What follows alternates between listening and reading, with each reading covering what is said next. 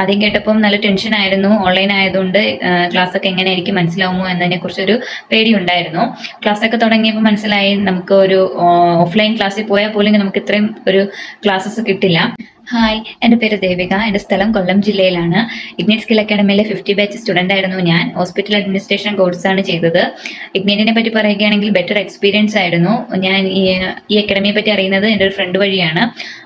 ആദ്യം കേട്ടപ്പോൾ നല്ല ടെൻഷൻ ആയിരുന്നു. ഓൺലൈൻ ആയതുകൊണ്ട് ക്ലാസ് ഒക്കെ എങ്ങനെയായിരിക്കും, മനസ്സിലാവുമോ എന്നതിനെ കുറിച്ചൊരു പേടി ഉണ്ടായിരുന്നു.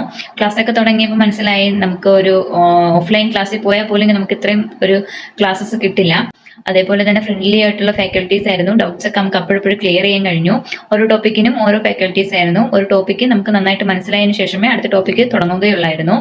അതേപോലെ തന്നെ ലൈവ് സെഷൻസ് അറ്റൻഡ് ചെയ്യാൻ കഴിഞ്ഞില്ലെങ്കിൽ നമുക്ക് അതിന്റെ റെക്കോർഡ് സെഷൻസ് അവൈലബിൾ ആയിരുന്നു. അഫോർഡബിൾ, ഇതിന്റെ ഒരു മികച്ചൊരു കാര്യം എന്ന് പറയുന്നത് അഫോർഡബിൾ ഫീസിൽ നമുക്ക് ഈ കോഴ്സ് കംപ്ലീറ്റ് ചെയ്യാൻ കഴിയും എന്നുള്ളതായിരുന്നു. ഇപ്പൊ പഠിത്തം മുടങ്ങിയവർക്കായിക്കോട്ടെ അല്ലെങ്കിൽ വീട്ടമ്മമാർക്കായിക്കോട്ടെ ഒരു ബെറ്റർ ഓപ്പർച്യൂണിറ്റിയാണ് ഇഗ്നേറ്റ് സ്കിൽ അക്കാഡമി. അതേപോലെ തന്നെ ഞാനിപ്പോൾ എൻ്റെ വീടിനടുത്തുള്ള ഒരു ഹോസ്പിറ്റലിൽ ഇന്റേൺഷിപ്പ് ചെയ്തുകൊണ്ടിരിക്കുകയാണ്. ഇന്റേൺഷിപ്പിനായിട്ട് മോക്ക് ഇന്റർവ്യൂസ് ഒക്കെ കണ്ടക്ട് ചെയ്ത് നമ്മളെ ബെറ്റർ ആക്കിയതിന് ശേഷമായിരിക്കും ഹോസ്പിറ്റലിൽ ഇന്റേൺഷിപ്പിനായിട്ട് വിടുക.